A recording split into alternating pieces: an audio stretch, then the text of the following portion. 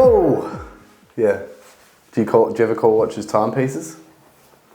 Watches? Yeah. Have you ever heard that? No. Some people a timepiece. Some people call a watch a timepiece. Yeah. Makes sense, but yeah. Still, I'd never call a watch a timepiece. It's just a fancy way of, you know. Did you? You go. Did you ever wear a watch? Yeah. Back in the day? For a small, brief stint there, I wore a G-Shock when I was a bit younger. A real one or a fake one? Real. Respect. On your left hand or right hand? Left. Watch is left hand. It has to be. And then I got a seiko, silver seiko with a sapphire in it, and I wear that whenever I have to wear a suit. Nice. I got a silver seiko. Do you? Yeah. Got it for my 21st. Oh, you got the... Oh, no, they're Casios, the calculator ones, eh? The really popular ones? No, like a going out watch. I got mine for my 21st as well. I respect. The more you know, eh? Yeah, literally. But I actually bumped mine, like, because I'm hell clumsy with stuff. And I, like, whacked it against, like, saying, and it shattered the glass. Yeah, I would have never picked that you were clumsy with stuff, eh? That's actually... Mine's blown right now because... The more you know, eh? Yeah. But yeah, so I need to get that repaired, but... I also broke mine. I can't remember what I did to it, but I got it repaired.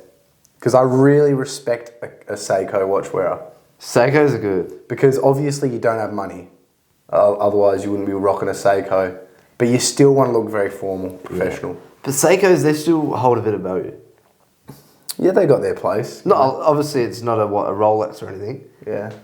But it's still like a respectful... You know, Reebok's a respectable brand as well. I don't look Yeah, but down it's kind of like a Toyota. The Seiko's like, it's like reliable. Yeah. Toyotas aren't, you know, they're still a lot of money, but they're not top tier, if you know what I mean, for a car. Yeah. I almost feel like nowadays Toyotas is like... I agree with you from that standpoint that it's like a Toyota in the traditional sense. But nowadays I almost think of, you know... Some Toyotas, well, I guess it's the brand varies, you know, it's on a very broad spectrum, but I feel like the top end Toyotas are very, very top. Like a Land Cruiser now, if you wanted to buy a Land Cruiser, that's not a small purchase, you know? Definitely not. Oh, they're like 150? Or they're 120 or 150, something like that. And that's like a luxury car almost. That's a lot of money. Yeah. For someone like...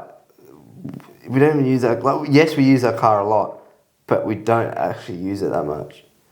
Well, you could speak more fondly on this topic because you're the one that's been navigating life without access to a car 24/7. So yeah, it is a bit annoying. I don't really like asking people for lifts, but I've been meaning to do it because obviously Marty and I are sharing a car right now. She works in Mandurah, I work in Rockingham, and most days it works out smoothly because. Once I'm at the gym, normally I'm just there. Don't really have to move around. Yep. But every so often you do. Yeah. And it requires you to get from A to B. So sometimes I do need to get a lift, and it is becoming a bit annoying every so often, but not so annoying that I'm thinking about buying another car. You haven't thought about it? Oh, I have a little bit, but like, I'm just like, I don't need it. Like, it's a fair bit of money. Yeah. Well, I lived without a car as well I lived without my own car for about 6 months. Maybe not 6 months last year. I literally didn't have a car for... Or maybe not 6, maybe like 5. Yeah, but you used your mates. Yeah, very thankfully, Kiana Thompson, an SJ's member, lent me her car, which was a privilege. And then my mum did FIFO, so I'd drop her off at work, 3am, and then I'd have the car for a week, which was promising. That's pretty handy. But when I was working at Rocco, it was sweet, because I just ride my bike 15 minutes to work, spend most of the day there and ride back. If I just worked at Rocco's gym, I think I could easily just not have a car. I live in close enough proximity. And it's a good ride, like 10 to 15 minutes, especially in summer. Yeah, when there's no rain, you're sorted. Yeah, you're laughing. The only thing that puts me off not getting a car is I have to get pedals. Yeah. And I just can't be asked for that. Yeah.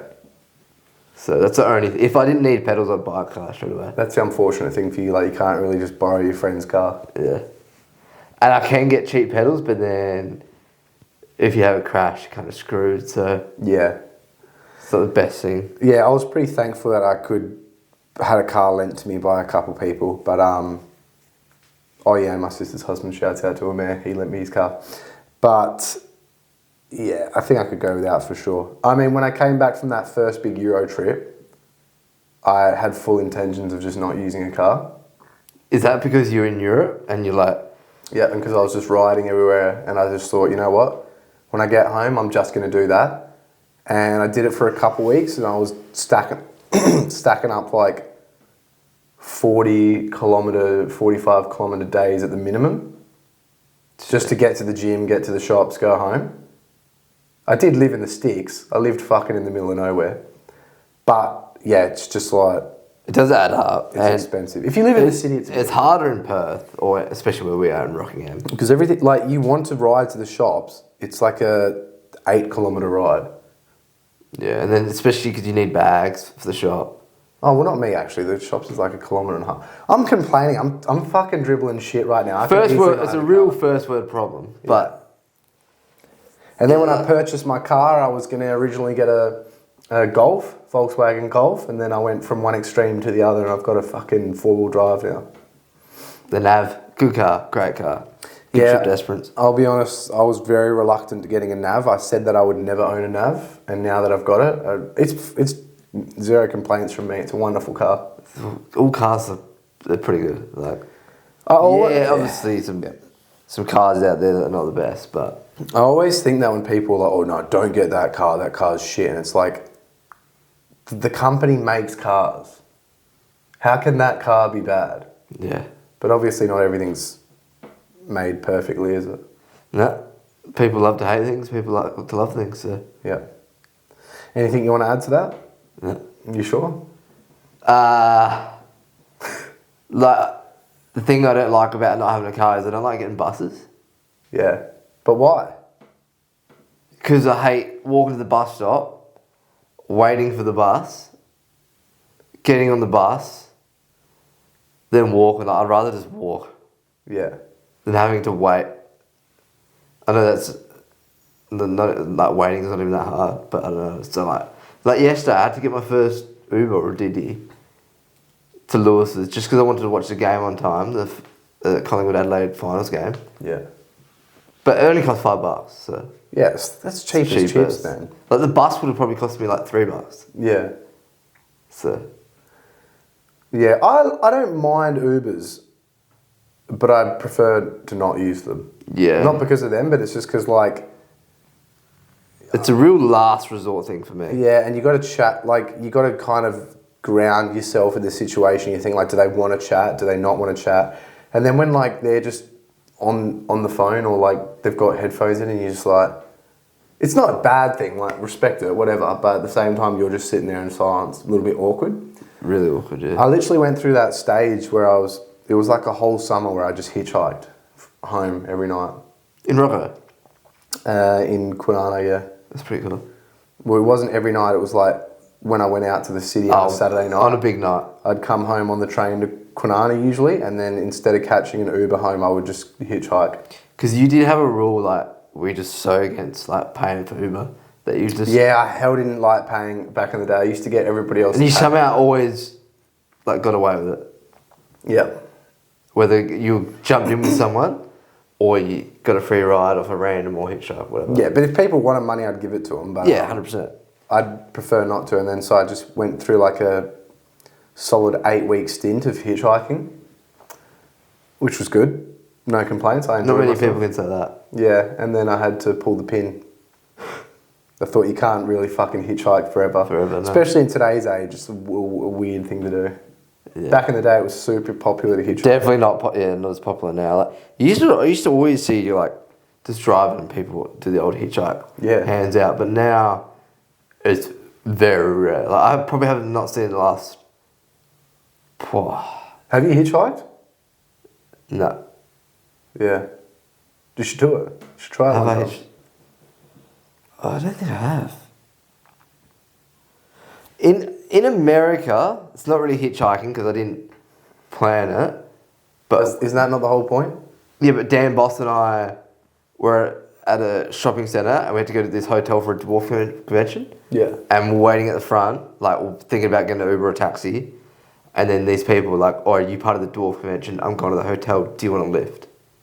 That's not hitchhiking. Yes, it's not hitchhiking, but it's probably the closest thing I've had in the last 10 years. Or your entire life? Probably, yeah. I don't think I've hitchhiked, no. Yeah, cool. That's all right. Yeah, I hitchhiked quite a lot. The last time I hitchhiked, because I don't do it very often, was in Esperance when Luca was over, my cousin. Oh, the car broke down. And the car broke down, and he was like, how the fuck are we going to get anywhere? And I said, stick your thumb out and start walking, cuz. Did you know about it? Yeah, yeah, well, hitchhiking's a globally understood thing. And we got picked up pretty much straight away by a lovely dude from Adelaide, and then on the way back we got picked up from some people from Kalgoorlie, and they were really nice. It was the most like carefree, simple kind of exchange. We had our thumbs out, they came, picked us up, give us a lift for nothing. Fair enough, that's how it goes. Yeah, that's good. Do you reckon that's because it obviously makes it easier, all the situation, because you're in the middle of nowhere? Yeah. And they obviously would have seen that your car broke down, like the dude from Adelaide. No. What? He didn't know our car was broken down. Wait, you weren't near your car? No, we were just walking on the side of the road. Oh. But you're right, in like country towns, people are more open to hitchhiking in country towns. Whereas like if you stick your thumb out in Perth, people are like, this dude's pedo. Like a pedo, homeless junkie, something like that. Yeah. Facts. We should do a SJ's things once where like we try to hitchhike the furthest distance possible in like a set amount of time. Together or separate? Separate. Like a challenge. Oh fuck, Hamish and Andy did that once. I was going to say, I think I'd be favourite. Yeah, probably. Because people would be more willing to stop for a dwarf. They'd probably feel bad for me. Yeah. Compared to you. But if people just knew me and my story... Oh, 100%. Yeah, they would feel bad for me. But people would be like, oh, I didn't help him out. Yeah. Oh, well, we'll do it one time. We should try. What if like one of us gets like abducted? Because I think I'd be more favourite to get abducted as well. You'd be favourite for everything. To get picked up, to get abducted. I think I'd be fine as long as they didn't have like a gun. If they had a gun, I don't know what I'd do, because it's like, what do you do? Like if someone's got a gun at you inside a car, so like there's not a lot of area to move, not a lot of like options to try and evade the situation. If they had a knife, potentially even worse, because I mean, if you got stabbed, that would be pretty bad. It'd be shocking. But if someone just said they're abducting me and that didn't have a weapon, I would just be like, get out, man. I'm just going to leave. Defend yourself. You'd be confident. To full headbutt just on the hairline, straight on the bridge of the nose. While driving? I don't know, fucking maybe. It'd be funny. Be cool to like, it would be interesting if like just broke his nose and then he couldn't see, or her, and then the car just crashed while I was in it, and just be interesting to see what happens. And then when you're getting interviewed, would you say, this is all brought to you by SJ's Community? Give it a bit of a plug. The shirt. I've just been doing a lot of SJ's neck training, and that's how I could cock my fucking head straight forward, straight at the bridge of the nose. Respect. Yeah, I don't know what we'd do if we got kidnapped. Because I've always loved the idea of hitchhiking like overseas on a journey. But at the same time, it's like, it is dangerous. I mean, in Taiwan, me and Rebecca picked up a bunch of hitchhikers. Oh, did you? Well, we didn't pick them up, but they were like, hey, we need to get to this place. And I was like, we're going here. Do you want to jump in? That's cool. Nice people? They were a bunch of smelly French people. Interesting. But they were nice. Yeah. It's a bit of a pong. A what? Pong. Like smell. Pong means smell. Oh, yeah, a bit of a pong. Oh, yeah, a little bit of a pong. They were nice, but at the same time, it was whatever. What's a fine line? This is a bit different to what we're talking about, but if your mates have a bit of a smell to them, as in like BO, would you tell them? Yeah. I tell you constantly when you smell like wet baby's ass. Yeah. But like, say if you're driving, if you're not really that close to someone, nah. Would you tell them? Nah, I wouldn't tell them. Not at all. Oh, if I'm not that close to them, nah. What if you're driving 4 hours, windows are up, and like... I would just be like, I'd use deodorant. I'd be like, oh, do you want some Try and make deodorant? it obvious? Yeah. Just pull over and just like start spraying the lights out of the can. Or I wouldn't say it's them. I'd be like, oh, the car fucking stinks hell bad. Like, get out and I'll quickly spray it. And then I'll deodorant myself and I'll say, oh, do you want some? So then they're just like... What if they said no? I'd say, you stink, cuz. I'd say, oh, I've actually got this bucket with soap and a fucking sponge in it. Can you just use that on your underarms? But I want people to tell me. Cause that's why I tell you. Yeah. I've told a few people before in a nice way, a respectful way. Yeah, I would prefer if someone told me that I stink hell badly. Yeah. But I can smell when I stink. Same. Yeah. You would disagree, but I can. Oh, you and yourself? No, I don't disagree. No, well, sometimes I walk into the staff room and just within a quarter of a second, I'm like, it smells like a wet baby's ass. Because I went into the staff room the other day. I hadn't been in all day. It was like 8 a.m. You were the only one in there, and it stunk. And Yeah, it's the fridge. Something's wrong with our fridge in our staff room. I think it was the residuals of you the previous day. Yeah. It stinks, that staff room. No matter whatever time, it stinks. Yeah, it stinks. It's full of fucking ants. Like, there's that shredded chicken that's been in there for... I actually got binned. Finally got binned. Who binned it? One of the workers. Yeah. Because I got asked if I wanted to. I was like, no, I'm good. But sure, like, there are people that are quite literally oblivious to how they smell. I remember I had a client once and G was like, dude, you got to tell that dude to put deodorant on. And I was like, how the fuck do you think I should navigate this situation? You tell me how I should address it. Yeah, it's hard. You can't tell your client. There was one stage where I did have a couple clients that had a peculiar stench. It is hard because like you're with them for that 45-minute period. I was really close to getting a can of deodorant and just saying to everyone, just before we train, just chuck some deodorant on. Because it was getting that bad. Yeah, and so that, like, I'm not, like, singling out anybody. I'm just making it a thing for everybody. So nobody thinks they stink. And then if someone does think, oh, wait a second, do I stink? Hopefully that opens up that new horizon for them to start using, like, smelling hygiene. Yeah, especially if you're noticing it, like, it's just on repeat. Yeah. Same person. It's hard though, as a PT. I've had that many times, like, same person, you start the sesh, and you just notice it straight away. But I wonder, why do they smell? Yeah. Do they practice hygiene? That, they're wearing, like, the same clothes, that haven't washed the clothes, which is obviously practicing hygiene. But I don't know. My clothes never get that stinky. I can wear the same shirt for like 2 weeks and it won't smell like that. Yeah, because you'd obviously use deodorant. It's a different kind of smell. Yeah, I know what you mean. Yeah, you know what I mean? Yeah, I'm not sure. It'd be an interesting thing to...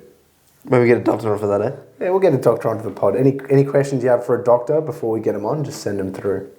Or a relationship expert. Yeah, we need a relationship expert, but not many of them out there. Chomp. So, question. Go on. What's the difference between being fit and being athletic? Being fit is more general fitness, and being athletic is more like, I'd say, a bit more specific to a sport. Or what if you but like generally athletic? But then there's like athletic in like you move better, the way you turn, the way you sprint, jump. That's how I'd do it. Change of direction. Yeah. So wait a sec. What you just explained is athleticism.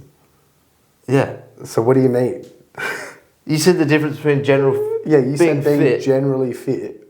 Yeah. What is that? Someone I'd say who could go for a run and not be puffed out. Yeah. I disagree with you. What would you say generally fit is? I think generally fit is more aesthetics. Nah, because you can have someone who's got good aesthetics but can't run to save their life. That's exactly what I'm saying. People would look at someone and say they're fit. Yeah, so you're going by the way they look. Well, I'm saying I'm agreeing with you. Yeah, because that is a common term. People do say. Yeah, I'm also saying that someone is fit because what's the difference between being fit and being athletic? Is someone that runs marathons athletic? Yeah. Probably not athletic with the scope that we were talking about with change of direction, agility, jumping, sprinting. But they're still athletic in their own right. Yeah, 100%. Yeah, I can see what you're saying. Yeah. Because fit is a word particularly described in our generation. Like, that's if you're describing someone, they're fit as. Yeah. So I see what you're saying, but I don't know. There's two ways you could view that. Do you get what the point I said? I'm picking up the cheese. You're saying someone that's fit is someone that can... Just like general fitness, like can go for a run of 5K, but if you watch them play a sport, like they fucking move like shit. Yeah. They can't move quick, etc. That's how I'd kind of view it initially. So you're directly tying athleticism and sports? Yeah, I guess, yeah. Yeah. What about people that don't play sports? But they say that they're fit. But what if they're hell athletic but they just don't play sports? Well, they're still athletic because they can move, they can jump. Yeah. So that's what I'm saying. General fitness is you could run a 5K and you'd pull up alright. You're not going to be fucked afterwards. Yeah. If someone was like, oh, you want to go play basketball? You'd be like, yeah, sure. And after 5 minutes, you're not going to be cooked. Yeah. Whereas someone who's athletic, whether they play sport or not, can move well. Obviously has the fitness behind them, the general fitness, but can move well, can turn well, can move at a reasonable pace, like sprinting, I guess. That's how I describe it. Yeah, but you're explaining like general athleticism as well. What if someone's just hell good at like smashing a cricket ball? Are they athletic? Remember that hell fat dude that used to bat in Tasmania? Craig Simmons? No, he played for Scorchers. He was pretty big. Can't remember who.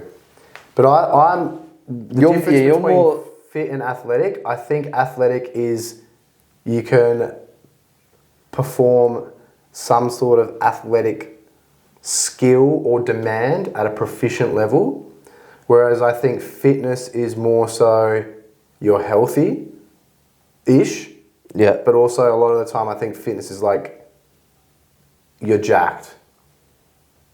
That's what I reckon. There's a big difference between the two. Yeah, I get that, but because the jacked person can also not be fit. Yeah, exactly. But the way I think a good analogy for this question is I always like to see, bodyguards who are fucking massive, like roided up to the gills, and looking at them you're like, oh, they're fucking fit as, they're jacked as, but you know that they would get absolutely smoked in a fight by someone like a quarter of their size that has any mixed martial arts. Yeah, skill behind it. See, if I'd see someone like that security guard, I'll just refer to them as jacked. I wouldn't call them That's true. That's true. For example... Well, what about six-pack? What's a six-pack is objectively fit? This is a prime example. What's his name? George Shrinks? No, fucking... Our mate who just moved back to Darwin. Oh, Reese. Yeah. He's jacked, but he's also fit as. Yeah. So that's what if you just looked at him, you'd be like, holy shit, he's jacked. And then you see him like move around. You see him go on that treadmill where he was like, the day he came to Point Perrin with us, and you're like, holy fuck, he's fit as too. Yeah, he's a unicorn though. He's a 1 in a million. 100%. Yeah. I honestly reckon he's a 1 in 50 million. Yeah. Maybe. Yeah, he's one of them. Maybe 1 in 7.5 million. And he just had the dog too. He has everything. He's literally like fucking fit as jacked dude. So obviously aesthetically pleasing. He's got that dog in him. He's also well mannered, reasonably well groomed. He had that beard at the end of the day, but yeah, it was good though to do. So he was good. But yeah, the fitness is, generally fit. Yeah, the running is good, but also if you're like 70 years old, you can be fit as a fiddle and you probably can't run 5Ks, a lot of people. So yeah, like obviously that comes into age as well. Someone that can just, go for a hike or something and feel fine too. Yeah.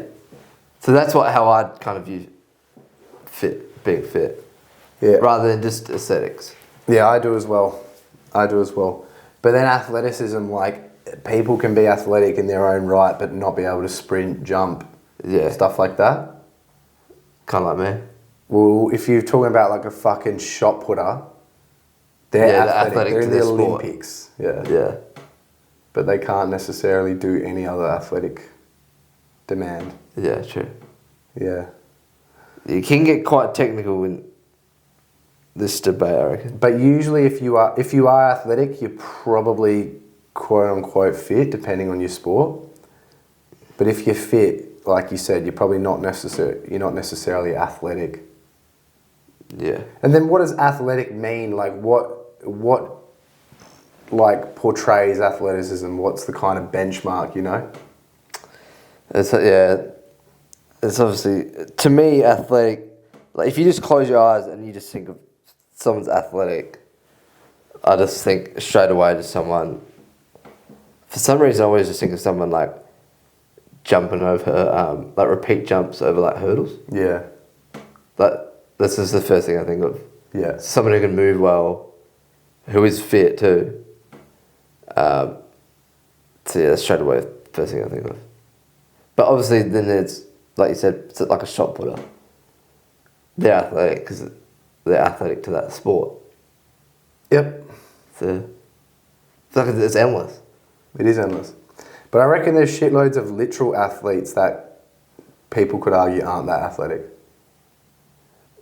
Could you think of any footy players? Oh, put me on the spot here. But not sure. Maybe the ruckman from Adelaide. Oh yeah, brother. I don't necessarily think he's that athletic.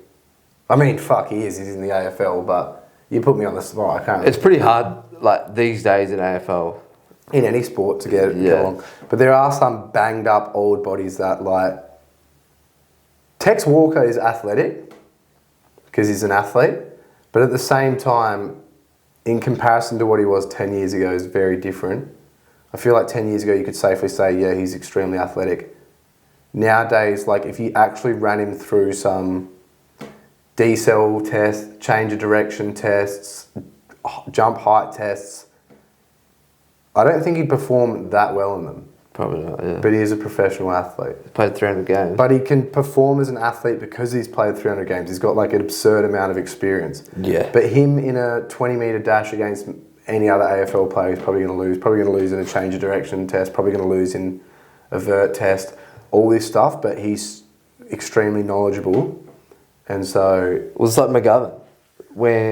Yeah, but he's pretty athletic. No, years ago, when like he was like, before he started playing footy, Simo said, you got to go away from the club. Like, you're not up to the standards. Yeah. But is that athleticism or is that... That was a fitness side of things. Fit. So that was just general fitness. Like, and like, I think his body fat percentage was obviously quite high. Because it's just after Christmas break, I believe. Something like that. But Simo obviously seen his skill side of things. Yeah. He knew he had the skill to play AFL and to be a bloody, pretty good. 5-time All-Australian. But his fitness wasn't there. Same thing happened with Walters, but I'd argue that they're athletes. Yeah. From the very beginning, it's just maybe they're unfit. Yeah. So, yeah, interesting to think about. It is. Speaking of fitness, is the BMI total bullshit?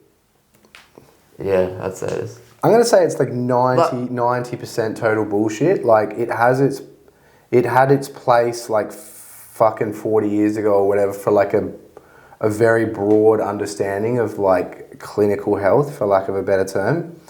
But nowadays, it's just not accurate whatsoever at all. All it is a ratio between your body weight and your height in centimetres. Pretty much. That's correct. Yeah. So why it's bad is because like a small dude, for example myself, all dwarfs, whether they're lean but a bit of muscle, are considered obese. Because that's all it goes by. Yeah. Is height in centimetres. It doesn't factor in your muscle mass. Literally, that's the main problem with BMI, and especially in like professional sports. Every rugby player is fucking like obese according to the BMI scale. Yeah. So better thing I'd say is body fat percentage, you'd say?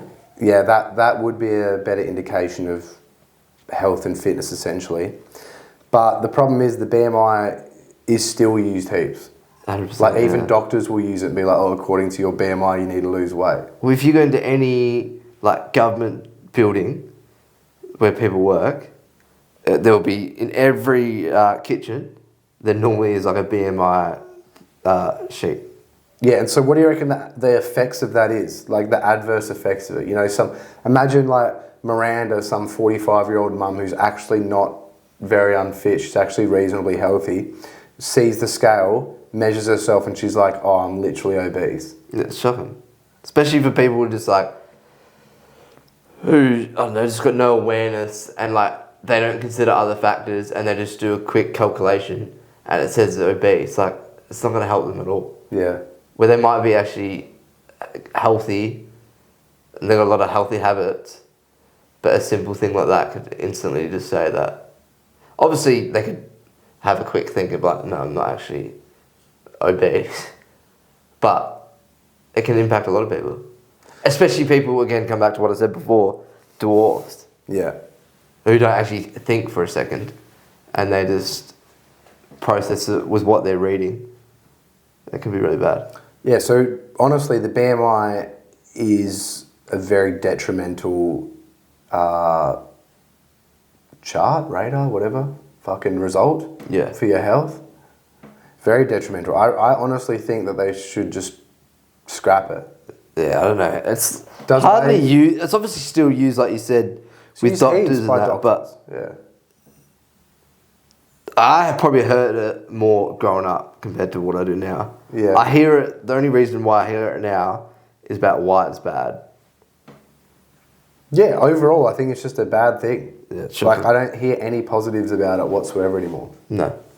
So it's like, get rid of it, but you're not going to test everybody's body fat percentage. How are you going to test? How is that like a feasible thing? How do you even test everybody's body fat percentage without stepping on a DEXA scan or literally doing like a skin folds test or something like that? Yeah, it's pretty hard. It's damn hard. Or a visual look. Yeah, visual looks, obviously, if you don't have access to what you just mentioned, DEXA scan. But then you need, for a visual look, you need someone who has like somewhat of a good enough skill set, good enough knowledge, Yeah. Well, you can obviously just assess yourself with how you look. But what if you literally, you can. But if you're not very experienced or have knowledge, then you go, I'm skinny or I'm fat probably. Yeah. Which isn't very helpful either. No, it's not. I mean, it's not that bad either. Like the old eye test couldn't hurt, but... I think there's a difference between an eye test like in the mirror, then also like if you get a video like on your phone and you just do a turn around in a circle, that helps a lot more compared to just looking at yourself in the mirror, I think. Probably, yeah. Oh, what about the pinch test? The old pinch test is a good one, yeah. Yeah, I think that's a good one. I've done the pinch test before. Works fine. Have you ever done body fat? You would have done like, what's it called? Skin folds? Skin folds and footy? Yeah, I have. What, when you were playing for Peel? Yeah. Any other club? Nah, no, it would only be Waffle or Up. Like no local club would do skin folds. I remember we had a coach once in a local footy club that was like, we'll do skin fold testing. I was like, why? Yeah, literally. Yeah. But skin folds is obviously, I mean, it's not bad. It's actually pretty good. How do you even test it? You've got like a bunch of spots, like 4 to 8 spots, I think, and they just grab it. The love handles? Yeah, and then the love handles is the big one, and they'll just pinch. Like pinch with this little machine, and it will come up with like the amount of distance or whatever, the amount of skin you have there. So you'd have like the love handles, you'd have like the back of the lat, you'd have the inside of the leg, stuff like that. Interesting. But I don't know, it depends. Like I don't think you should, like with Walters or McGovern, I don't think a skin folds test should No, because McGovern hated them. justify like whether or not you're fit. It should be the results that you put on the pitch. But if they 100%. aren't fit, then whatever, fair enough. Yeah. Like that's a very backward view of fitness is a skin fold test. Like, yeah, so that's like a bit. Obviously, if they were playing really bad and they were in a lump of footy and you're just looking at where they're going wrong, that could be one of many things that they could improve. Yeah, you could use that to build your case against them. Yeah. Yeah. Depth. But, I mean, I know when I was playing Peel, I probably had the worst skin folds I ever had. Really? Yeah. Oh, you were a lot heavier back then, eh? You had a bit Yeah, I of was put. like 6 kilos heavier than I am now. You had that little barrel in your stomach.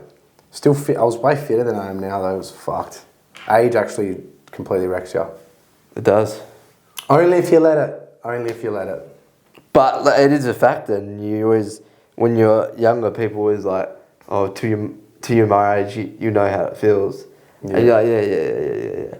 And then, but then now, like, you, I don't know, you play a sport and then you pull up so much worse. Well, I think you can pull up similarly, but you just need to do the prerequisite work. Like, back in the day, I would play 2 football games.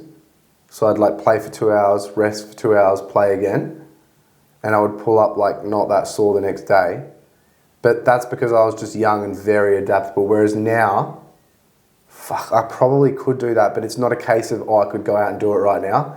I would have to build up over like 12 to 16 weeks. For sure. There would be zero chance I could do that right now without building for so long. Also, like the stuff that goes outside of footy, like when you were younger, the stresses of life were probably a lot lower compared to now. Like obviously you're running a business and shit. Yeah. But just the average human, as they get older in life, generally have a lot more stresses, whether it's to his family, work. You know what I mean?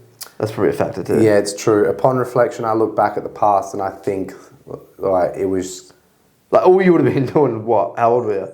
What, 20? Yeah. So you just finished school. 19, 20, 21 was probably when I was like super fit and just... All you were really thinking about is footy probably back then? Yeah, and just playing like either 4 hours one day. I'd play one game on a Saturday, one game on a Sunday, and like you'd go and play footy and you wouldn't even think about anything. You would just play. Yeah. That's Whereas nowadays you got just heaps of shit to think about. It's also very hard to get fit in comparison to when you're younger. So like that obviously plays a huge role too. Yeah, you take it for granted. You take it for granted back in the day when you like can just play carefree, super fit. Yeah, 100%. But also what you mentioned with the, like when people are like, oh, when you get to my age, you'll know how it feels.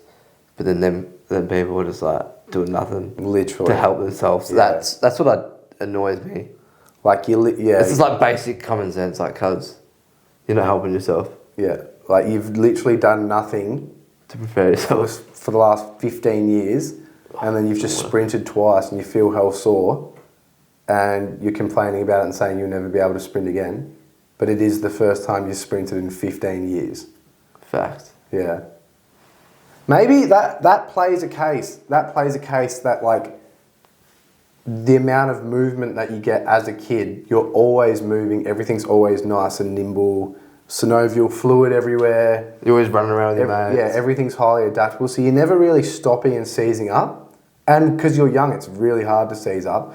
Whereas as you get older, it's much easier to just seize up. And also you're not moving as much. Like people don't coincide that sitting at a desk for 12 hours a day actually isn't good for your joints. Yeah. No human was made to rest for 12 hours a day unless they were like fully properly resting or sleeping. Fact. You would always be out moving. Hunting and shit. It's not like, it's not like a car where the more Ks you put on it, the more fucked the car's gonna be. It's like you gotta drive it regularly and it will be completely fine. Hey, I'm Austin, the strongest member at SJ's. You can be the second strongest member for $1 a day. So our favourite segment, over-unders. What? Over-under, we doing it? You said we weren't doing it, I'm joking. No, this is a unique episode. Yeah. Just want to give a major shouts out to Spotify and YouTube for just the amount that they pay their streamers, the people pushing their product. If you really want to make some serious coin, start becoming a content creator and start releasing content on these platforms because you'll just start making a whole lot of cheddar. Yeah, we make a fair bit. Yeah, we do. We started getting ads on that one video that I made. And yeah, I was just like, fuck yeah, we're going to start getting paid for these ads. But still, you don't get paid unless you meet like a certain criteria. What is it? There's a certain amount of views and subs there. We need 430 more subscribers. And then we need like something ridiculous, like 8,000 more views. It'd be around 10,000 views a video. Something like that. And is it ongoing? No, it's 8,000 views. I think we need it all up like 10,000 views. For all the videos we've done? Yeah. Oh no, not 10,000, like 100,000 or some shit. And 500 subs.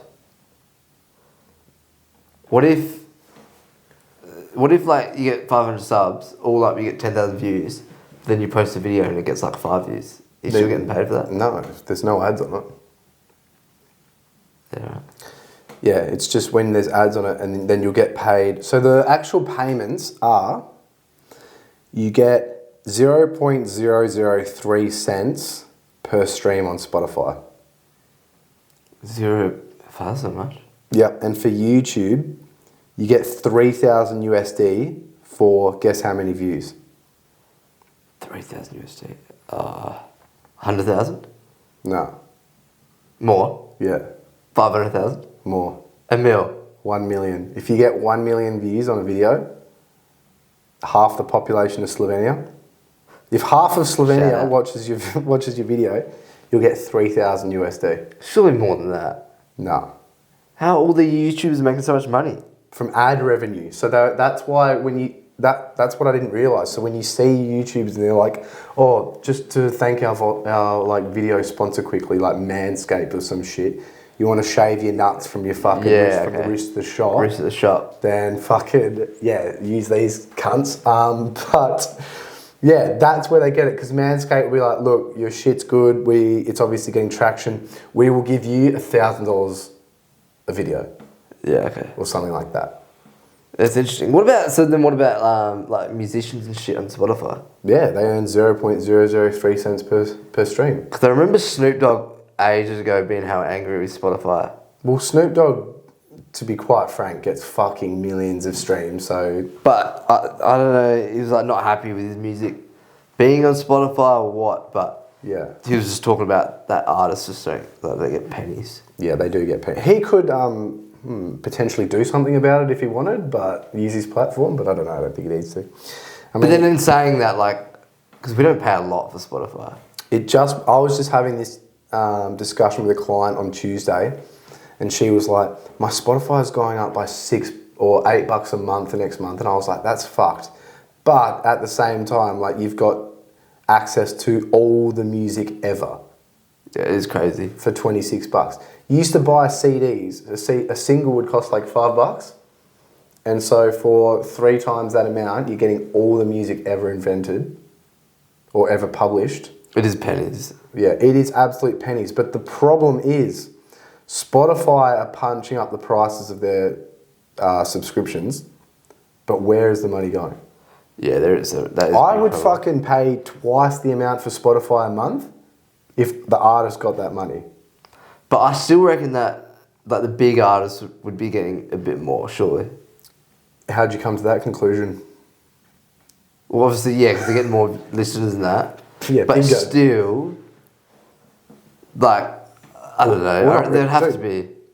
Obviously, yeah, they're getting more money because of the views. I'm not talking about that. I'm just saying, surely they would be like telling Spotify, oh, because I'm giving you this amount of views, they'd be earning more. I'll ask. But I don't think so. Maybe there's like a threshold where, you know, if you're super famous, they're like, okay, you end in this bracket, similar to like a tax bracket, but the reverse, you get paid more. Drake earns an estimated $4 million just from Spotify streams alone per month. That's a fair bit, eh? 4 million a month. He's had USD 70 billion USD. Shit. Certain artists do earn more per stream, but it's not because Spotify gives them a better rate. It's about how the system works. Interesting. So, yeah, if these artists own more of their own... Because, like, obviously if the artist doesn't own more of their own music, some fucking record label owns it. They're just like, yeah, we'll give it to you for fucking this, but we're getting all the money. Whereas if Drake owns it, he gets more money. He gets a bigger slice of it. Does that make sense? Yeah. Because essentially ever since music begun and record labels begun, they've just been fucking over artists majorly. Like NWA. Remember The Manager? Did you ever watch the movie? I did, but I was hell stoned. Yeah, right. Okay, so you should watch it again. 'Cause when was that? I watched it in the cinemas. Because I watched it with Hadley Ham. I think I fell asleep. Oh, because you're so stoned. Maybe. I remember it being boring, but anyway, continue. I hell liked it. Anyway, The Manager was hell screwing them over.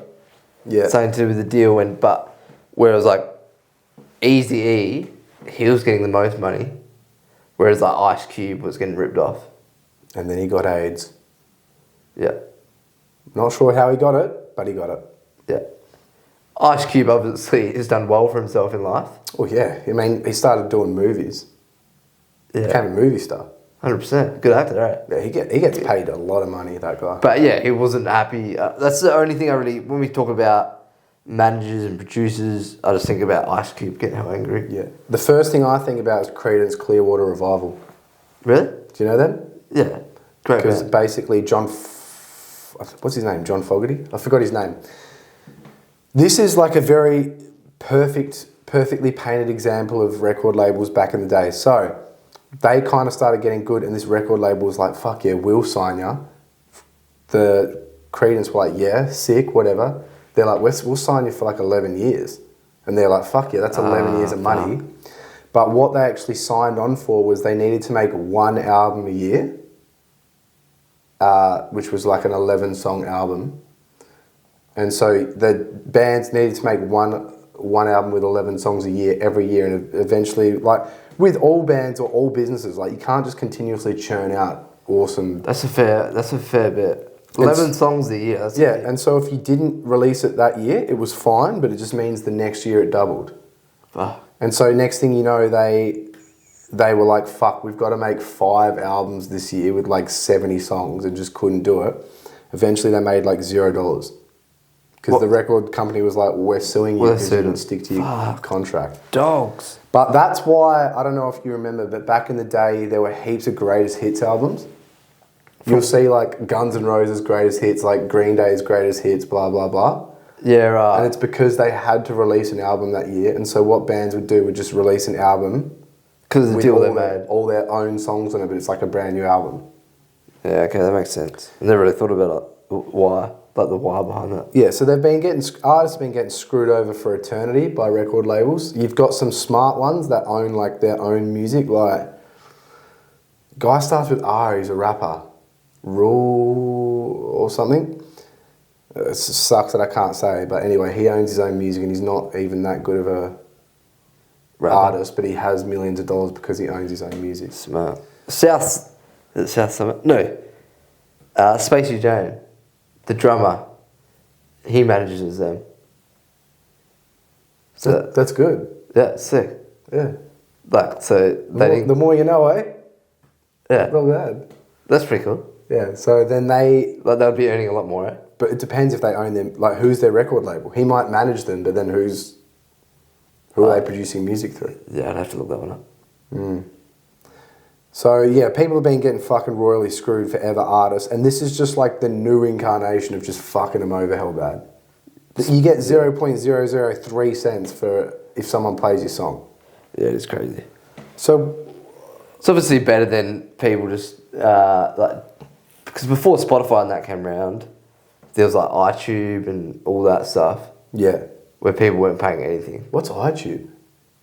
It was like the free YouTube. Oh, it was an yeah. app on your phone, and you could just listen to or download any song you want. Yeah. I think it was called iTunes. So obviously Spotify's better than that. Yeah, it is better. I mean, getting paid something is better than nothing. But per 500 Spotify streams, you get $1.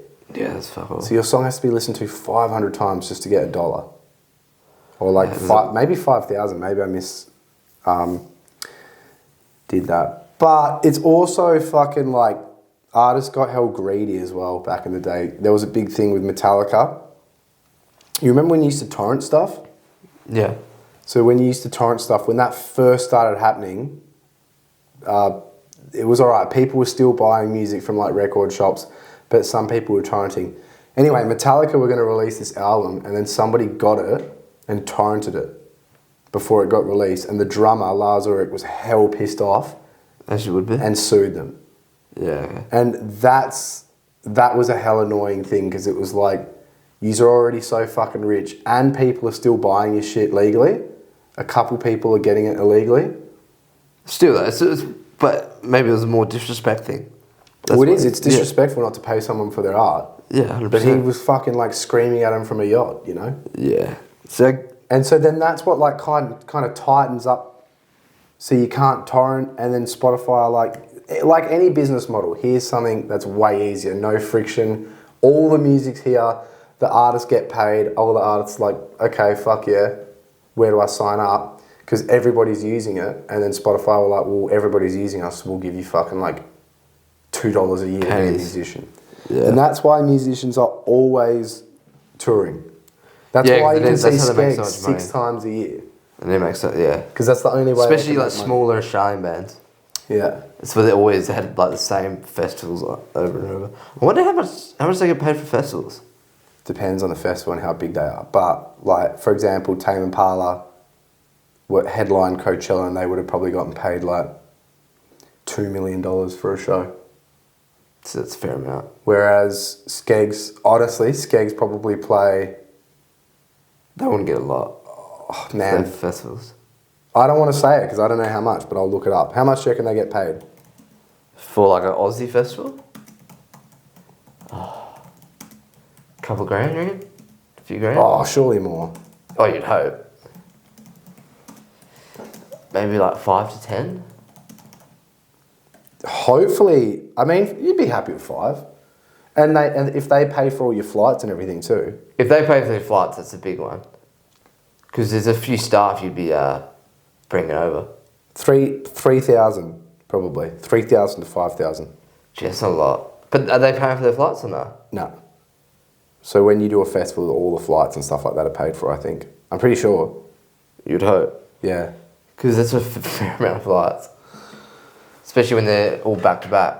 I know, but if you bought like planes and shit for all the artists, you know, they'd all get on the same plane, you'd probably be able to strike up a deal with Virgin or whatever. Yeah. But I'm assuming like Spilt Milk, for example, Kendrick Lamar's not going to fly. They're not going to pay for his flights. No, because he'll be in... Because he's got his like own private jet. He'll have his own jet, yeah. I wonder how much he's getting paid. I reckon he'll get paid $2 million. Every show. So how much are they making off Spilt Milk? Huh? How much are they making off Spilt Milk? I reckon like 10,000 people go, and the tickets are like $300 each almost on average. So they'll be making like 30 million probably. They don't. That's why all the festivals are dying. Like the Splendor and shit isn't around at the moment because they just don't make money. Can't afford it, yeah. Yeah. Which sucks because live music is so good. It's what the people want, live music. Yeah. But we can't get it, the dogs. But yeah, that was interesting. Without doing any research, that was not a bad topic right there. Yeah, that's good. So we're going to have to go into a much more important topic right now. Go on. The second draft. Second draft, yeah? Second draft. Today's draft, pizza toppings. It's a big one. So just remember, don't think too deeply, blah, this, that, but just think shit you want on your pizza, that's it. You're trying to think of the best shit you want on your pizza. Yeah, we're going... Doing 5 at a time, or we're doing 1 by 1? No, 1 by 1 again, and we'll flip it again. This time I'll actually try to flip it. Okay. EU citizens card, heads, tails, you call in the air. Wait, that's heads, eh? The one with the head on it, yep. Yeah, Any other questions? Nah, go. Pretty crystal clear? Go. Okay. I gotta tell you, you didn't call anything in the air. Ah, yeah, that's so... for some reason I just assumed heads. So, a couple of, yeah. Okay, so are you calling in the air? Yeah, okay. Heads. You didn't call I couldn't see it though. Yeah, but it hit the floor pretty much when you called it. What's your one? Heads, anyway. It's tails, so I'll start. For my first pick, it's got to be a form of meat. You got to have a form of meat. See, I didn't do any planning or research on this. So I'm just thinking about my favourite pizza. I'm gonna go ham. Yeah, it's a good take. Ham. My number one. My number one would be mozzarella. Oh, okay, cheese, yeah. Cheese would be my number one as well, but I thought we were just doing toppings. Yeah, well, cheese is a topping, isn't it? Yeah, I guess so. So I can't use cheese. Well, mine's mozzarella, so you can cheeses? say like... Yeah, what other cheeses are there? Cheddar? Cheddar. Can you use cheddar on a pizza? Yeah, Are you sure? positive. Well, then cheddar is my second. Cheddar's your second.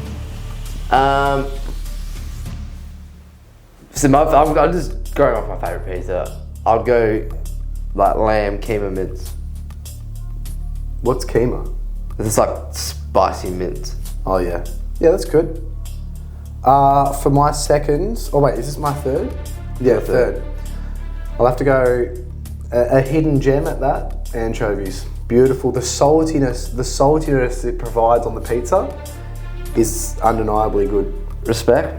I'm not the biggest fan of anchovies on pizza. So, but I do respect your decision. What about in general? What, respect your decisions? No, do you like anchovies? Not really, no. Okay. See, I had it, because I actually had it, it was on your pizza last night, and I bit into it, and I still had like the rest of the pizza, but I was like, it doesn't really do much for me.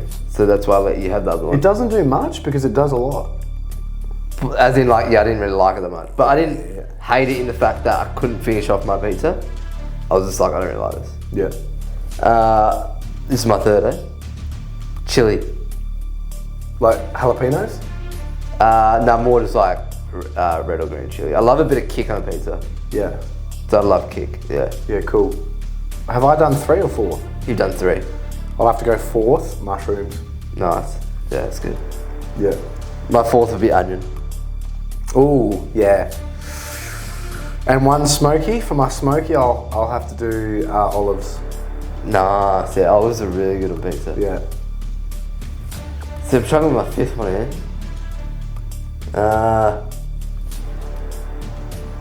Fifth.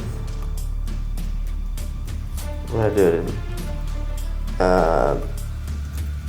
Can I say the same as you or not? No, because it's a draft. True.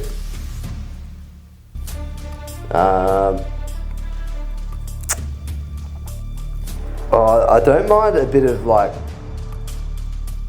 I wouldn't have it on this pizza I mentioned, but I don't mind a bit of like fresh basil or something on a pizza. Yeah. So I'll go basil, yeah. Alright, so your pizza was mozzarella base, followed by lamb mince, Keema, yeah. keema, whatever that is, followed by, what else was on it? Chili. Chili with something else. Basil and onion. Oh yeah, onion, yeah. Okay, so you've got a mozzarella with a lamb keema, chili, basil and onion. Yeah. And then I'm having a ham, anchovy, mushroom and olive pizza sitting on a cheddar base. That's good. So who do you reckon won this draft? Meh. Do you? This is my favourite pizza. Would you try? Would you want any of the stuff I had on mine? I like mushroom. And what else you mentioned? Obviously cheddar cheese. What was the other veggie you mentioned? Olives. Olives. I do like olives. Because I do honestly think that's a bit of a bland one, that pizza that you've just. You haven't tried it? I've tried it. Definitely haven't. No. I have. And I forgot to mention, it's doused with chili oil. No, you can't. You can only have the 4 and the smoky. Yeah, I can't understand. Yeah, I think mine's the one if you... Fucking, yeah, you get your pizza from Domino's, cuz. It's better than... Domino's is legitimately better than most fucking local pizza shops. I agree with that. So what are you shaming me for then? Just saying it's basic as, it's mid. Then how does that align with what you just said? You said you agree with me. No, what I was agreeing with you is because a lot of the local pizza shops in our area are mid. Yeah. They're overpriced. Yep.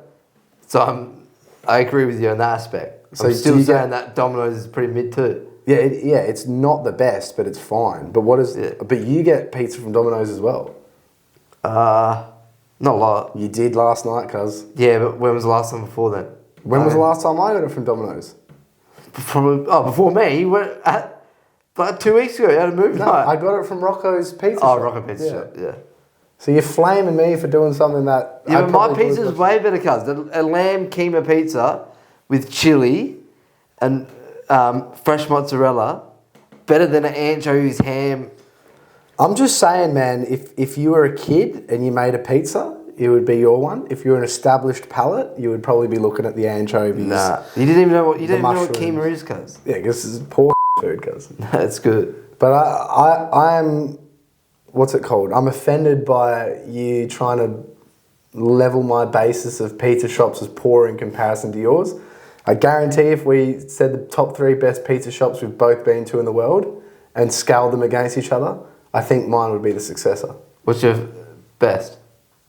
The best one I've ever been to is this pizza shop in Ljubljana in Slovenia. I can't remember what it's called. Good. My best one was in Naples. True, that could be good. I don't know what it is. And it was, honestly, Marnie and I were walking like the streets of Naples, like shitting ourselves. Yeah. And it was just down this alleyway. We got it recommended to us through a friend. And it was all locals in there. Like, it was pretty busy, but honestly, it was like plastic tables, hell basic. And the pizza was very, very good. Do you remember the name? I'll be able to find it. I don't remember the name now. Well, yeah, to be honest, I'm not going to argue that because the best pizza in the world is probably fucking down some alleyway in Naples. But I've been to a few good ones, so... Yeah, I don't deny that too. I'm not saying that your pizza's bad. I would enjoy to eat it. I'd eat it right now. We should go to that place in Freo. Because that's probably my favourite pizza place in Perth. The one built onto the Shell petrol station? Yeah, the one I was telling you about. Yeah. Yeah, I remember. That's probably my favourite pizzeria place in Perth. I know you like Pizza Ballaroma or whatever it is. Mate, No, I'm joking. Austin, our dude that was meant to be our producer, but I don't think he ever will be, loves Pizza Ballaroma. And Pizza Ballaroma is like... I'm not going to throw shade in it. You know what? It's a restaurant in Western Australia. Good establishment. Yeah. Well, let's go to that pizzeria place. We should try to find the best pizza in Perth. Sounds good. We're finding the best by me. We'll just figure out a time that we're both, in Perth for more than 4 minutes together, and we'll be right. This pod is powered by SJ's Community, where lifting, laughing, and living better all collide. Check out our 7-day free trial via the show notes or in our Instagram. So, should we talk about how 9/11 was definitely an inside job? No, I'm joking. Does having a six-pack mean that you are actually healthy? No.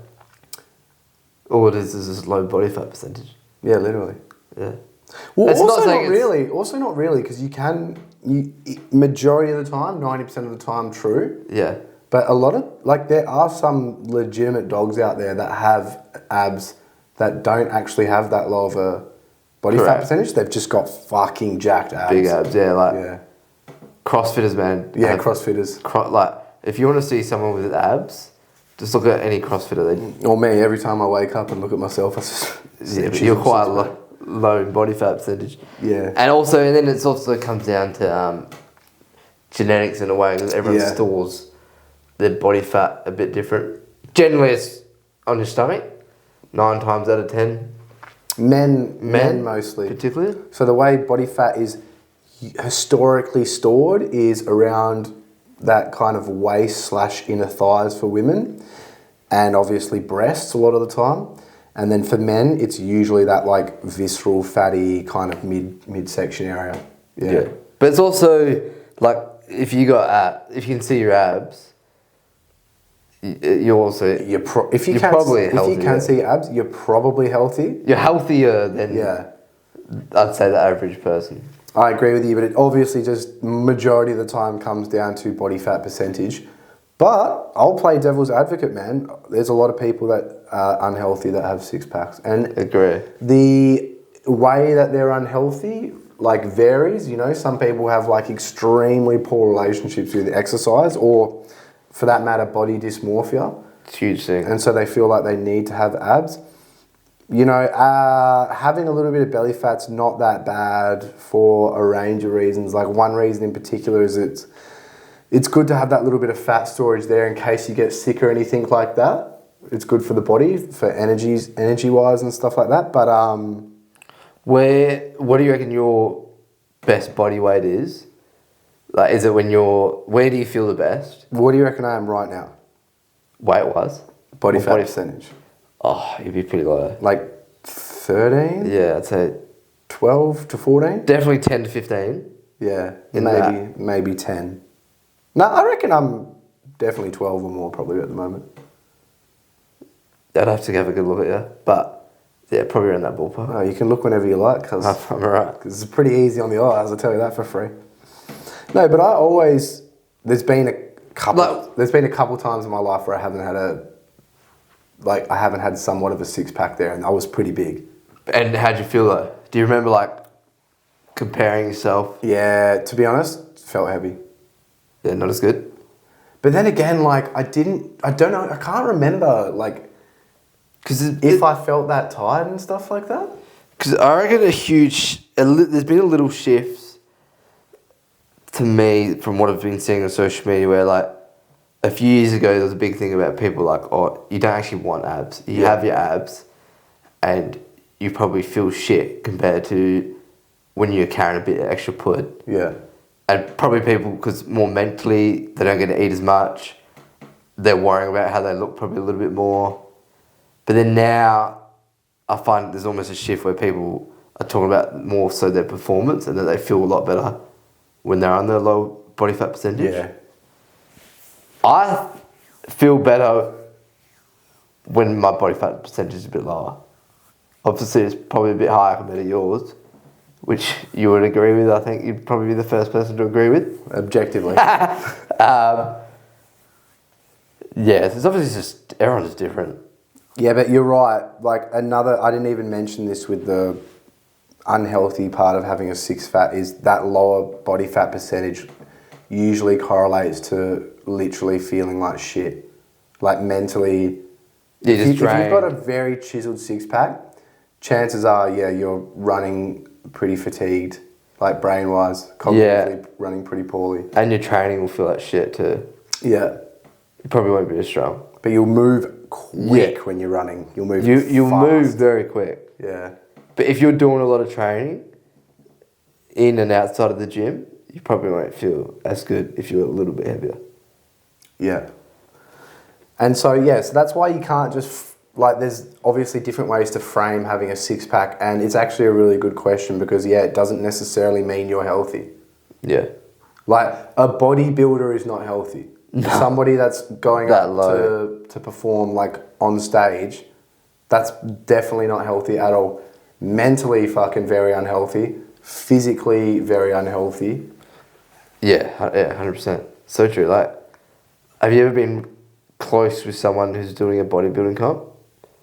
A little bit, yeah. Have you seen just the mood swings and lack of energy, fucking literally depression, yeah. That's what the thing I respect about bodybuilders is when they're doing their comps, how hard it would be mentally. Yeah, they're really suffering, and they're struggling. Yeah, yeah, it's like a extended suffering. It's not like a get it over and done with. It's like weeks and weeks and weeks of just feeling fucking dog shit. Yeah, not that I've gone through it, but from the outside, you'll soon. Yeah, if I we'll be able to give you next time. You'll be able to answer these questions. Yeah, about how you feeling. Yeah, that'll be fun. But man, when I was 68 kilos and I was chiseled as shit though, I felt very good. And what do you reckon my body fat percentage was then? That's 6 kilos almost less than I am now. Where were you? When was it? Last year, January, February. Were you training a lot? Yep. And I was fucking strong as for some reason, which was strange. I was doing 90 plus kilo cleans. Yeah, that's true. Pretty convincing. Was that when Luca was there? Yeah. Yeah, you were very clean then. That was weird because you shouldn't have been that. I was running very well, very quick, lifting well, but I was also super, super skinny. So it's doesn't really make sense. I wonder. Goes against the norm. I think I was just on full demon time. I reckon. Mentally. Yeah. So maybe that was why. But it would be interesting to. I remember. We should do a body fat test. Go see Mitch Corver at West Coast Health. He'll be able to do it for us. Did you get one with him? No, I didn't. Let's go do one. Yes, we'll hope maybe we can do it next week. Yeah. We'll see. I do remember though now looking back when I was training mostly powerlifting, because there was a stage in my life where like I did a 3-4 month 5x5s. That's it. In what, all your lifts? Or? All my lifts. I literally would go to the gym. I would do either a dead or a squat. I would do a bench, and then I would basically do pull-ups, and that's it. And I did that for like easily Like 3 all months. in the one day? Yeah. Yeah, right. And then I would just exchange squat for dead or dead for squat, and I would also just change bench for shoulders. Yeah. And Fuck, I didn't feel that good. And I was eating 6 massive meals a day. So I was eating that's like a lot. breakfast, morning tea was like a big meal. You say heaps, Yeah, man. lunch was a big meal. I would have like a snack after that, which was like canned tuna and crackers or whatever. And then I would have Subway or Zamberos, and then I would have dinner. And I was doing that for like easily eight months to a year. And I got fucking big, man. Yeah, that's big. That's a lot of food. I didn't feel When you did good. your 5x5, was every set hard? Pretty hard. Yeah. Like, were you backing up the weight for those the 5x5s, like all working sets? Hard sets? Yep. Fuck, that'd be Or maybe there would be like a warm-uppy and cool-downy, but it would be like, or it would just be like one warm-up and then straight into 4. But I was pretty banged up. Like I had the seriously bad patellar tendinopathy from it. When you were heavier? Yeah. Yeah, right. Yeah, I find now, obviously you would know the difference comparing yourself from then to now. But I find even if I had like, I don't know, a big weekend of eating food, or just like a week. That's a couple weekends of the year, eh? Yeah. You like to eat, don't you? I love food. I'm so bad at it. Like, Yeah. I should be pretty shit sometimes. But like I'll notice just as I feel so shit, just so sluggish. Yeah, you do. And I wouldn't have noticed that a year or two ago, but now I can notice a difference in just general day-to-day things. Probably running a bit. Just it doesn't make a huge difference, but I do notice it. Yeah. Yeah. I agree. I went for a run, and it was my first run in like 2 years during that time. It was 3.5 kilometres. I went full piss, pretty much, because I didn't really know how to run 6 years ago. I just went hard. But I remember laying on the floor after 3.5 Ks, and I honestly thought to myself, I'm never going to be able to run again. Like, I don't know what happened, but I've just lost it. I remember it was that hard. Did you call yourself a piece of shit? No, I literally just was like, fuck, I haven't run for years, and that's must be what getting old's like, I guess. Just fucking not being able to. Fuck. But yeah, that was from being super heavy. Yeah. Makes such a difference. Yeah. Like, I didn't really think it made a difference, but... Yeah, and you know what? This is on the same page, but it's a little bit out of context. But that's why, like, when people, not fat shame, but it's like frowned upon to tell someone to kind of like lose weight, right? But everyone that loses weight is like, I feel fucking 1 billion times better. So much better. Like my life, my quality of life, everything is tenfolds better. And that's why, like, being comfortable in your own skin, you have to be comfortable in your own skin. Otherwise you fucking, what's the alternative? Losing the plot and crashing out hell bad. But that still means you should honestly take care of yourself. Yeah. Because you feel 1 billion times better if you do. So true, and like it's exactly what you said. You don't have to change your body, but be willing to know that you probably feel a lot better. Yeah. At a healthier weight. Exactly. Feel comfortable in your skin, but you should still take care of your skin as well. Because this whole body positivity movement, I don't give a fuck. Like, it is good. Look like what you want to look like. It's got what you look like has nothing to do with me, but it's got a lot to do with you. And taking, because it's really hard from like a long shot perspective thinking about like a weight loss journey. Yeah. And so it's really easy to just go, you know what, fuck it, I'm just going to own the way I am, and that's that. And it's like, own the way you are, but try to... It's still not the healthiest. Yeah, try to be as healthy as you can. Because I agree with you, and like, it's great when people are happy in their own skin. We love that, no matter who you are, what you look like, etc. But when people say that they're healthy and they might be carrying excess amount of weight. And we're not talking about like 10 kilos of excess weight. We're talking about like A fair bit, yeah. 50, 60 kilos. It's not the healthiest thing for it. So yeah, that's just what we stand and like our input on that. Like, yes, great, you can be happy and that's awesome. We love that for you. But it's still not the healthiest thing for you. Well, yeah, happiness, your happiness is up to you. My happiness is up to me. It's ultimately up to yourself. But that doesn't mean that you should take for granted essentially being healthy. Yeah, facts. And feeling better. While I'm thinking about it, who do you think, what sport do you reckon has the best rigs? Rigs? Gymnastics? Gymnastics? Yeah. Yeah. Now think about gymnastics or AFL. No, I disagree with that strongly. Man, AFL players have pretty good rigs. I don't reckon. And because the demands of AFL, it's the most GPP sport of all time. Yeah, in the world. Okay, then what about ball sports then? Of ball sports? Yeah.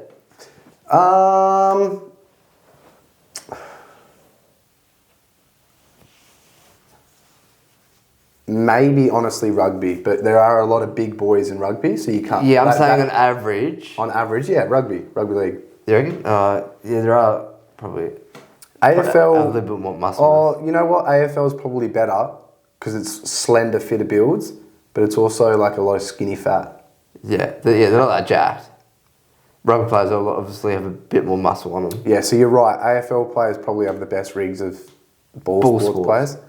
Because like basketballers generally don't have a lot of muscle mass on them. Yeah.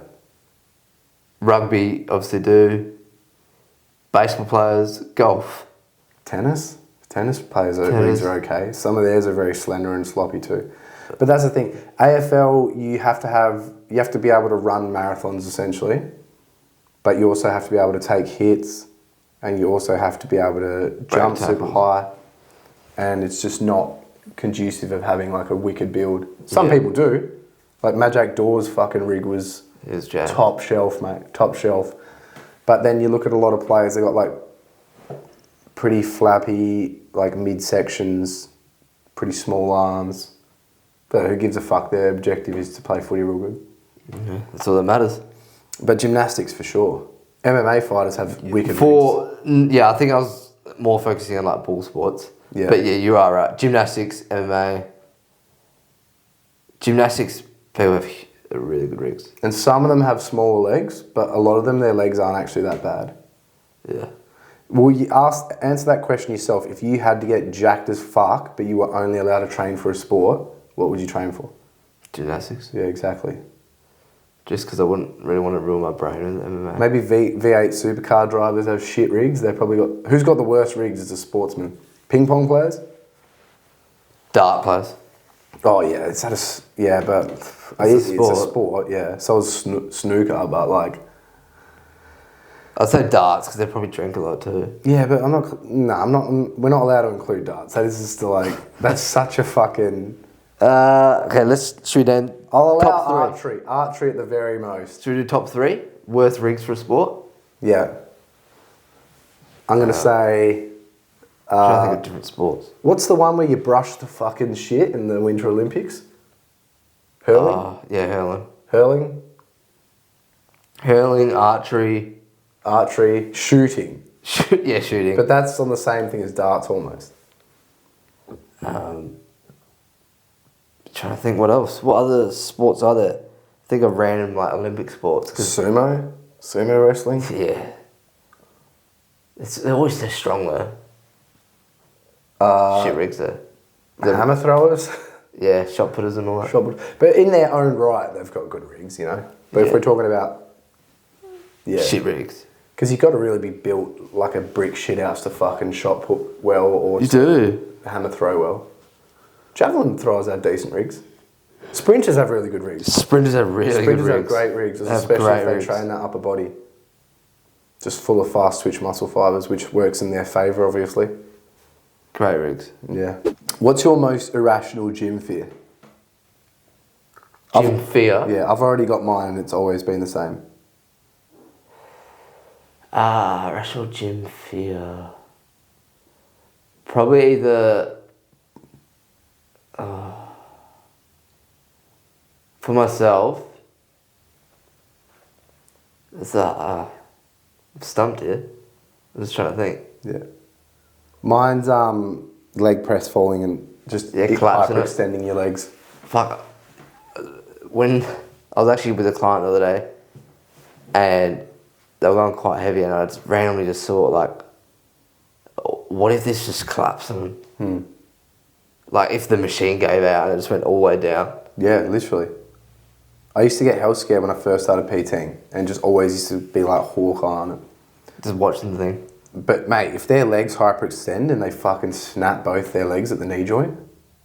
I always think sometimes whenever I'm on leg press, like if you're there, I'm always like, and they hyperextend their legs, like I'm like, just like look at you, you'd be looking at me like, what the fuck do we do? That would be so bad. So you're talking more with a client or more yourself? I was thinking myself. Anything in the space of the four walls.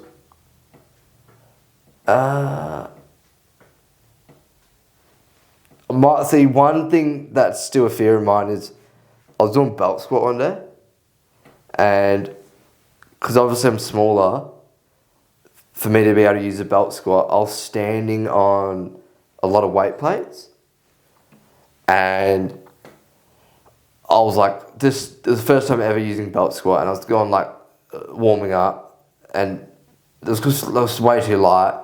So then I put a fair amount of weight on, and because I was standing quite high, I unracked it.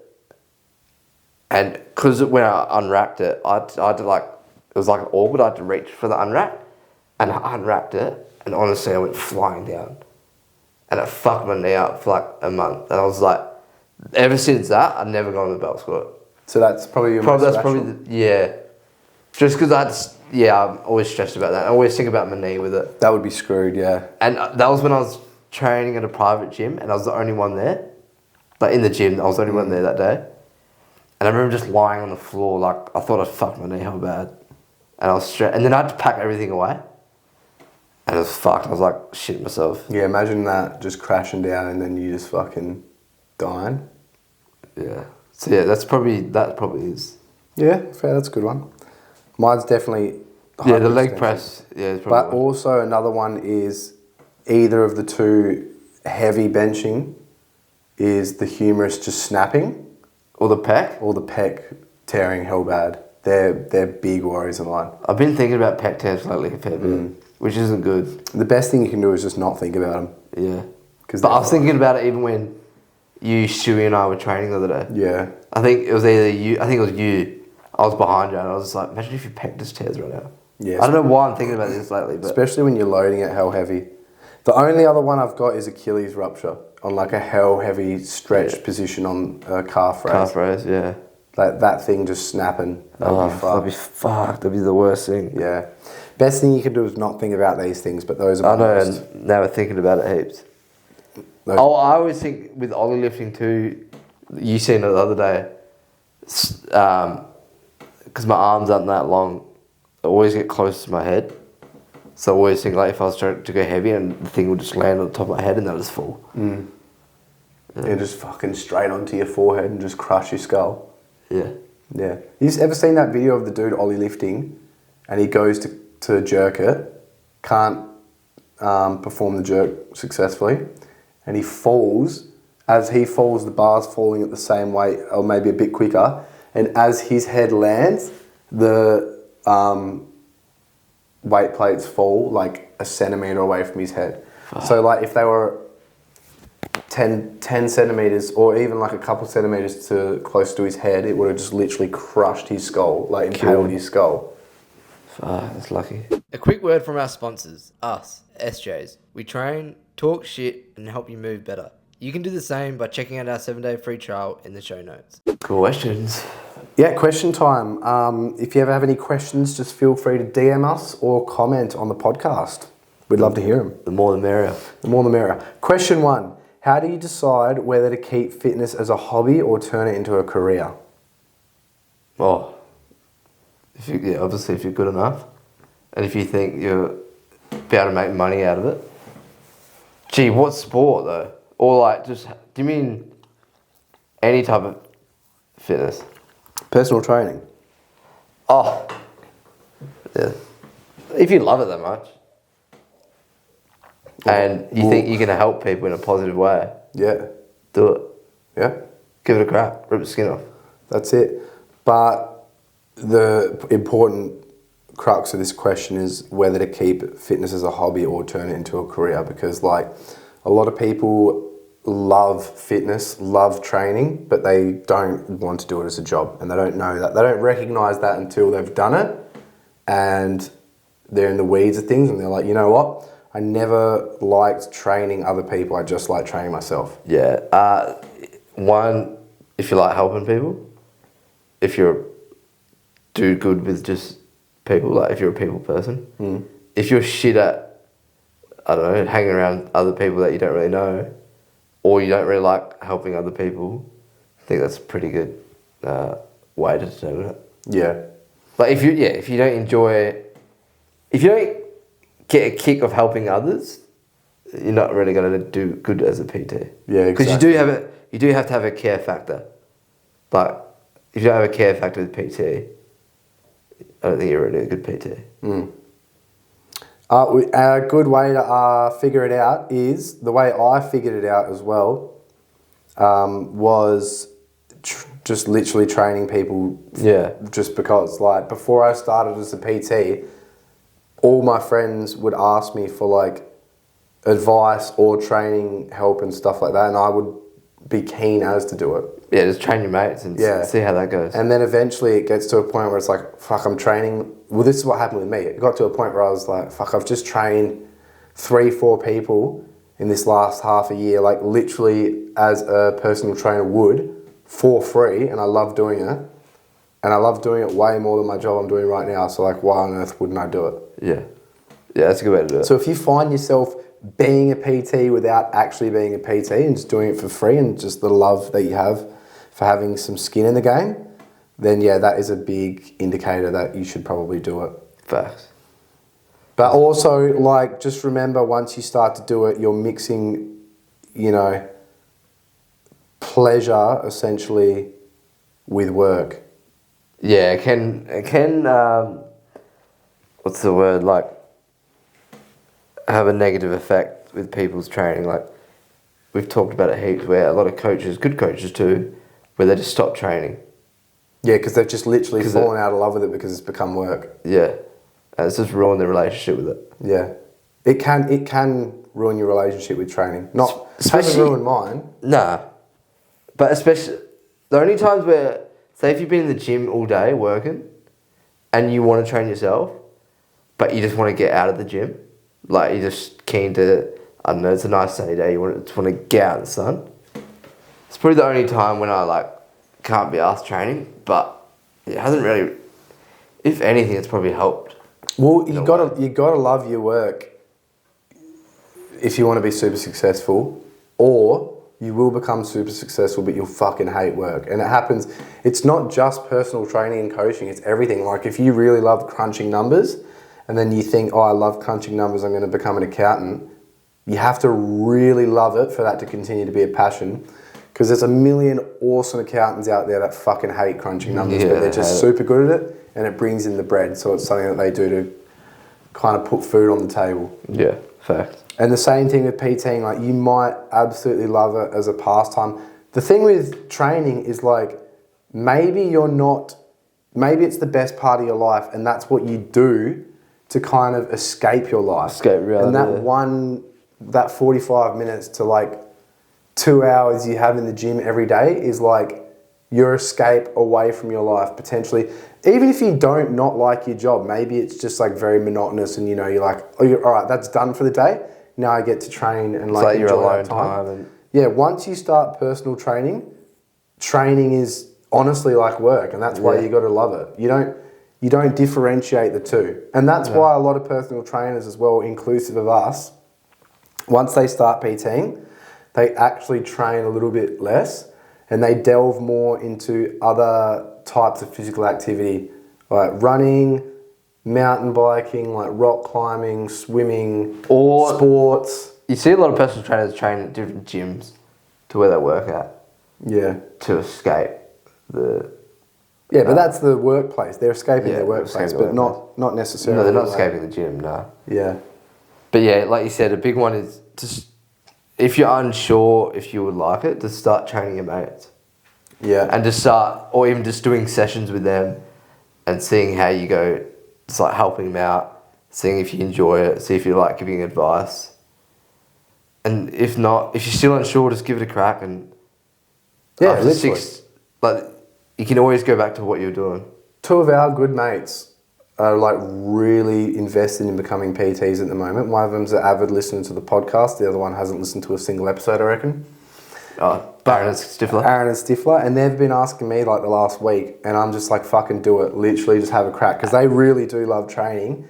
And they know their stuff. They're good people. Skipper's been thinking about it for ages. Aaron, I've only really been hearing of late, which is sick. Like, yeah. That'd be so good if they did it. But just do it. Do it, but just be prepared that it could completely change your outlook and relationship with training. That's it. Yeah, and the thing that probably the PTs, when they start PTing, the biggest shock for them is that you are running a business. Yeah. And you do have to give that a bit of time, like just learning the real basic shit of business. Oh, yeah. That isn't fun. But if you just spend all the time don't get me wrong, you got to be a good coach, you got to know your shit. You can learn the business side of things, but you got to be willing to learn it. Yeah, for sure. Because if you don't, you'll just crumble, and then that will become too much of a negative thing that'll interfere with being a PT, and then you'll just give it up. Yeah, exactly. And that's another important thing, is just to consider that it's not training everyone. That's not, all you're doing is training people. That's not what it really is. No. Like, you're doing shitloads of marketing, shitloads of admin, you're working with payments, like you're making loads of content, stuff like that. Yeah, programming, and it's all on you. And like that's the part. So you got to think there's some stuff that, it's not bad, but it's just stuff that's not training people. Like, I reckon 50% of my work, no, not even 50% of the work I do is training people. Yeah. It's literally like, the actual on-floor work I do a week is probably like 35% of my work, 40%. The other is all those things combined that I just mentioned. Yeah, so much behind the scenes. Yeah. And you just got to remember that you're dealing with people at the end of the day. It's the most fucking draining. Like, you look at it from an outside perspective and you're like, this is wonderful. Like, look at fucking Sam. All he does is like train, spend all day in the gym, gets to train people. But fuck me, it is so draining. It is like the most I'm always tired. Yeah, you're always tired. Don't get me wrong, like, we love it. Oh, no, you love it. But that's it. It's because we love it is why we love it. Well, it's good. And like, you get to make good relationships with your clients, you get to chat shit to them. But then at the same time, you got clients who cancel on you, people you got to message, you be like, nah, I want you to come today, and you got to real push them. And then, but you also get different types of clientele. You might have one client that like you're best mates with, and every time you catch up, it's just like you're having a good yarn the whole time. It's actually like low key, pretty relaxing. But then you've got other clients like you just mentioned where like you probably don't relate as well to them, but you still can relate to them because there are things you can relate together with, but it's going to take like a lot of effort. At the same time, it's like you're babysitting them and you're really driving their motivation. And a lot of people know that it's pretty hard to get motivation just yourself, let alone you gain the motivation to motivate another person. Yeah. Facts. But yeah, no. If you're thinking about, I think if you're thinking about it, especially a fair bit, do it. Just do it, and just rip the skin off for sure. Like, you got to know, even if you give up, like, at least you just had a crack with it. Yeah, but yeah. Like, I think that's the thing. And you earn fuck all money if you're integral. You got to accept that it's going to be a grind at the start. Like, it's a grind. Like, I lost $8 working 1 week one time. Yeah. At the very start. I did come back from holiday and stuff, but I did work a week and lost $8. Yeah. So if you're willing to lose $8 for working an entire week, Yeah. then do it. But that you could be really successful. A lot of this stuff is luck as well. Like you might just You just got to be willing to put in the work. be in the right place at the right time, and you might have like a very successful business. One of the PTs we work with earns fucking loads of money, and she's earned loads of money from the start. Yeah, she does really well. Yeah, so it could be like that. It could also be a grind as well. You got to be willing to put yourself out there too. Like for example, a big part now of the best way to market yourself is on the internet and social media. So you obviously have to make content, and I fucking hated social media and still low-key hate a considerable amount of it. But it's just like something that you had to not bite your tongue, that's not the right You phrase, really but willing to do you it. just had to be willing to do it, and you had to start doing it, and it's like, that's part of my job. Yeah, And now I love it. I actually Yeah. love making content. that's good. But I think that explains it. Yeah, If it does. if like we both wholeheartedly agree, if you've been thinking about it, just rip the skin off it and just do it. Yeah. Yeah, just do it. What's the worst thing that can happen? Great podcast by James Smith, his third ever podcast. Episode 3. The actual quality of the podcast is dog shit, but the contents of it is unbelievable. Whenever I'm thinking like, this is tough I just listen to that podcast. It's and that's a such guy a- that's like such a a good episode. multi-millionaire who just ripped the skin off it, and he was just like anybody else. He was working like a corporate job that he didn't necessarily like, but he was earning good money, and then he just decided to have a crack. Yeah. So that's a good podcast. That is a really- Episode 3 of James Smith. Listen to it. And just get through the PT course. Yeah, the PT course is dog shit as well. The PT course sucks.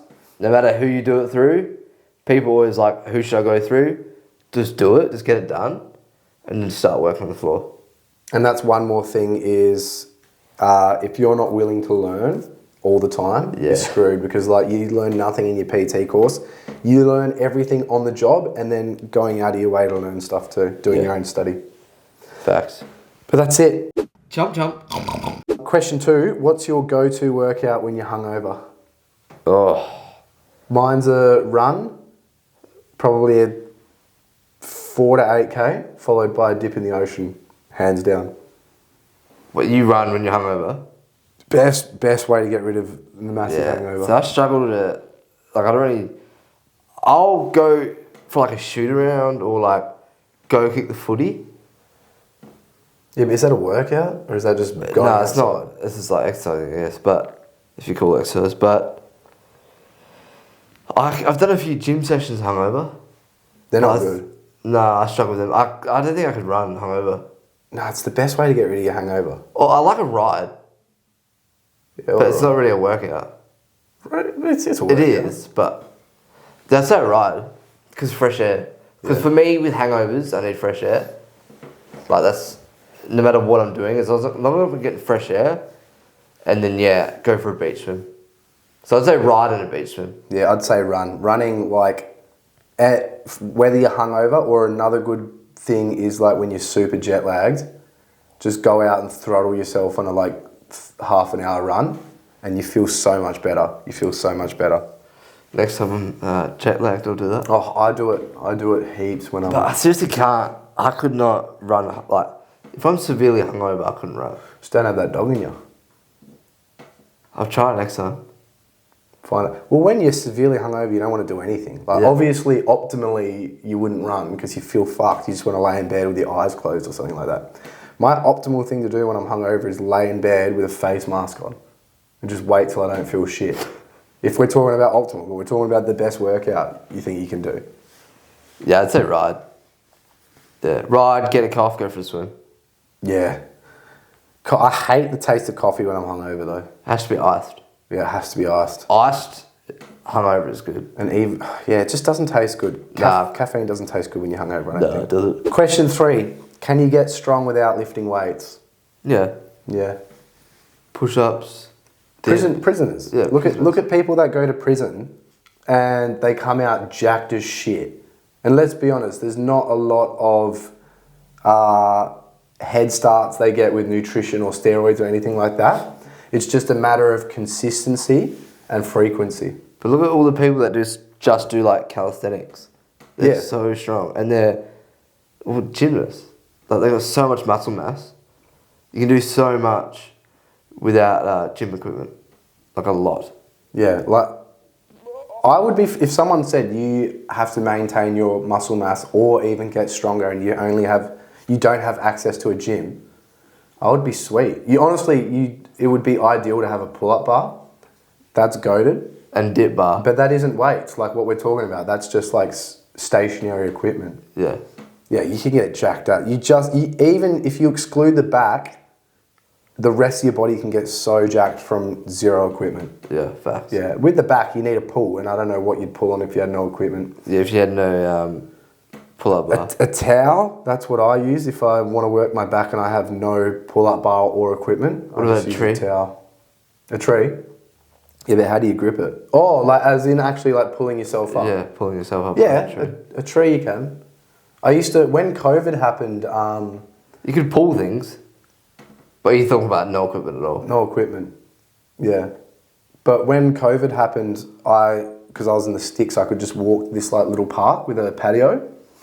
And so it had like a couple of different sized boxes. So I was doing like pike push-ups, which is when you have your feet on like a elevated platform, head facing down, and you're kind of doing like handstands.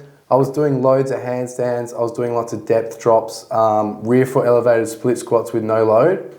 But because I needed to train my back and I didn't have any equipment, the patio pillar at the top, it wasn't round, it was obviously rectangular, but I was like, fuck, that's what I got to work with for 6 months. Yeah, that's cool. So I was just banging out pull-ups. With your fingertips?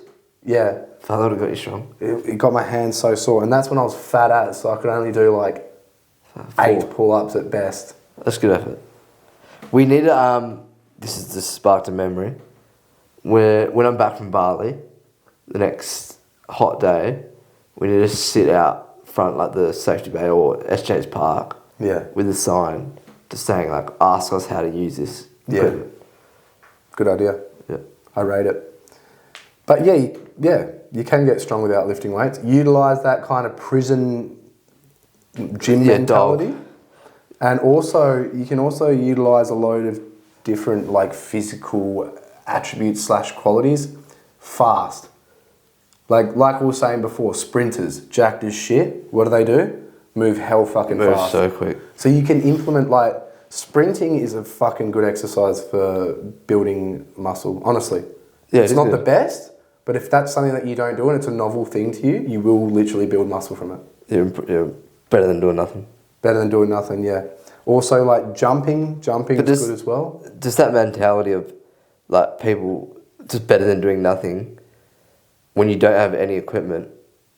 Like, you know when people are like, I need equipment, it's like, you don't need, obviously equipment will help you, but you can still make a lot of gains without it. Heaps of gains. Yeah. Like, if I ever go travelling, I'm not going to go to a gym. If I do train, it'll be outside on calisthenics type stuff.